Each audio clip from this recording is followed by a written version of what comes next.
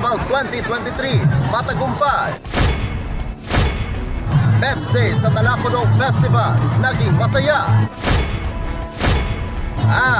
Pambato mula sa lungsod ng Ormo panalo sa Talakudong Street Jam Competition. Yan ang ulo ng mga balita sa pagbabalik ng Sultan Kudarat Headliners.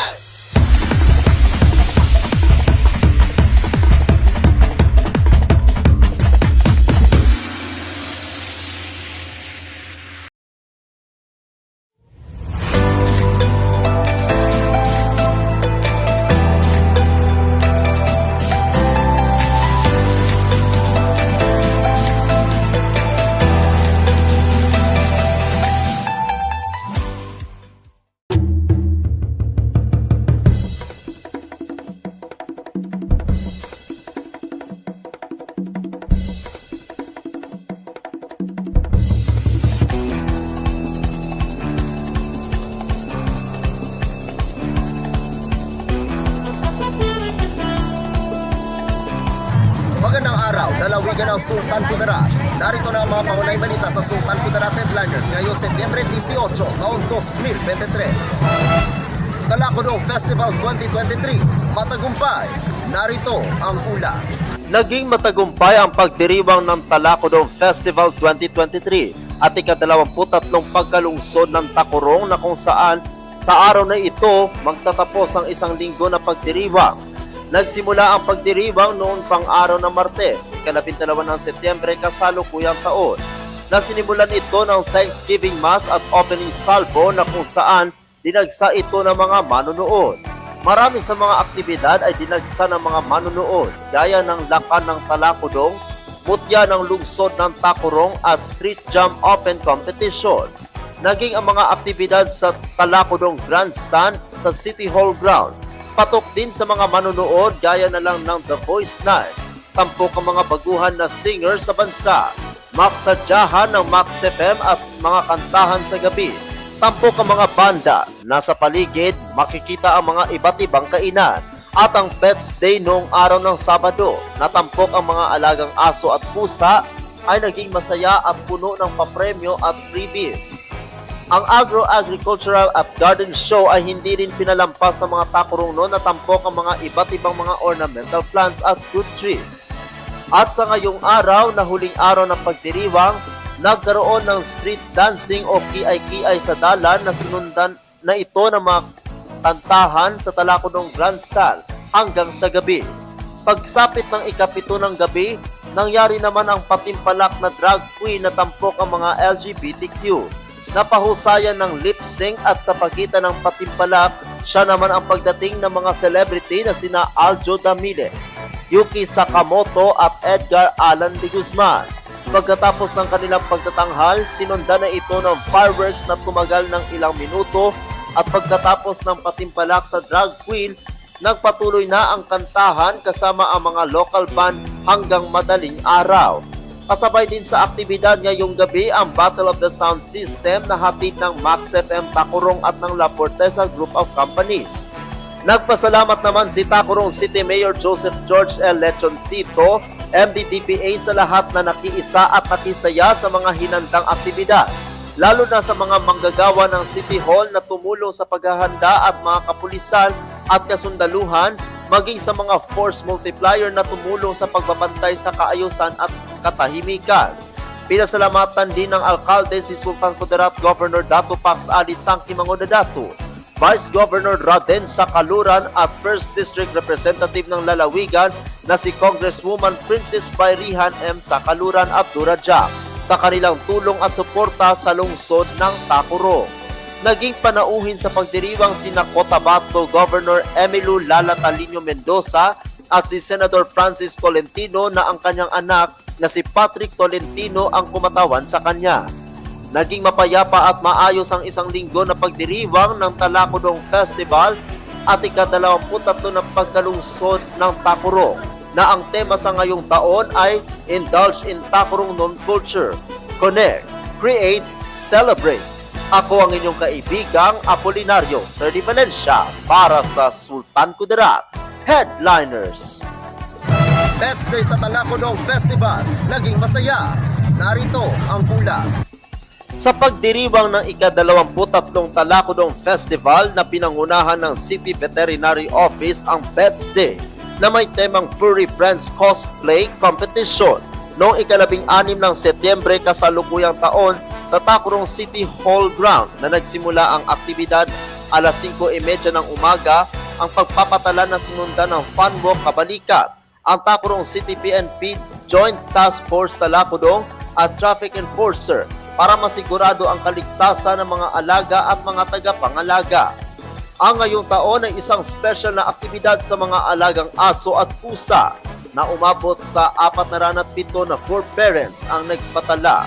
Kabuang 603 na mga alaga ang nagsaya sa Perfect Boat Trip na may samot-saring aktibidad gaya na lamang ng fastest eating contest para sa mga small, medium at large breed na kategorya, pabigatan na alagang aso, fabcat at ang highlight sa aktibidad ang fashion show ng mga alaga kasama ang kanilang tagapangalagang suot ang pinakamagandang cosplay na kasuotan.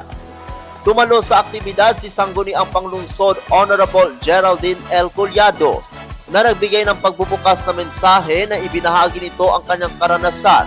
Bilang forbearant na dama din ng ilang dumalo ang kanyang karanasan. Nandoon rin si aktibidad na sina City Councilor Honorable Ralenta Busaris Bernardo at Honorable Harvey P. Legas. Nagbahagi rin ng kaalaman na si Jennifer R. Bulawa, DVM, Chief Integrated Laboratory Division RADDL 12 para sa rabies awareness. Ang mga kalahok ay hinusgahan ni na Veterinarian Riza J. Hamon Labordo Yonglad, DVM, Fashion Designer Crisostomo Garcia Hintica III at modelo ng taon 2018 na si Citel Rensuratos. Suot ang isang pillar pat uniform na si Chicken at ang kanyang forbearant na si Sergeant Erwin Canaya. Naiuwi nito ang Best Cosplay Attire habang si Sushi, isang Himalayan American Shorthair ang panalo sa Fabcat Award.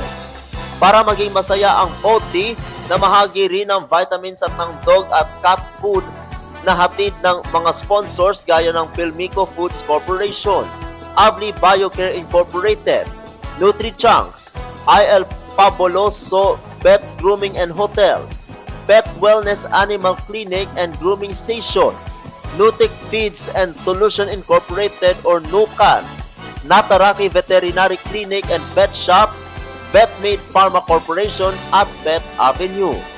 Deworming at anti-rabies shots naman ang hatid ng City Vet sa buong aktibidad. Ako ang inyong kaibigang Apolinario 30 Valencia para sa Sultan Kudarat Headliners. Para sa uling balita, pambato mula sa lungsod ng Ormo, panalo sa Talakudong Street Jam Competition. Dinagsa ng mga manunood at libo-libo din ang nanood sa online para saksihan ng makapigil hininga ng mga galaw ng 11 dance group na kalahok sa Talakudong National Street Jam Competition na ginanap noong ika-17 ng Setyembre kasalukuyang taon sa Tacurong City Cultural and Sports Center na bahagi ng pagdiriwang ng ika-23 Talakudong Festival. Ang mga kalahok ay mula sa ibang rehiyon sa bansa, gaya na lang mula sa lalawigan ng Davao de Oro, Davao del Sur, Bukidnon at sa mga lungsod ng Davao, Quezon, Dumaguete, Ormoc, General Santos at marami pang iba. Panalo sa patimpalak ang pambato mula sa lungsod ng Ormoc ang Astrophil na nag-uwi ng 150,000 pesos na perang gantimpala at tropeyo. First runner-up ang SQ1 mula sa lungsod ng Davao na nag-uwi ng 70,000 pesos at tropeyo. At second runner-up ang Comrades ng lalawigan ng Davao del Sur na nag-uwi ng 50,000 pesos at tropeyo. Panandali ang dumalo sa aktibidad si Tacurong City Mayor Joseph George L. Lechoncito, MDDPA. Para magpakita ng suporta, nandoon rin sa aktibidad sina City Councilor Honorable Ralen Bernardo Tapusares, Honorable Harvey P. Legas, Honorable Geraldine Collado at Honorable Carlos Borromeo P. Segura Jr. at City Accountant Orlando P. Edica, CPA. Habang nagpakita naman ng kanilang husay sa pagsayaw ang mga hurado bago tinanggap ang kanilang sertipiko sa pagdalo. Sa aktibidad, pinakita ng mga dance group ang kanilang pagmamahal at pagsayaw at sa pamamagitan ng kuhang larawan na malalaman mo ang kanilang istorya. Ang Talakudong National Street Jam ay isang journey ng sikap, determinasyon at makapigil ng mga galaw sa pagsayaw. Ako ang inyong kaibigang Apolinario III Valencia para sa Sultan Kudarat Headliners.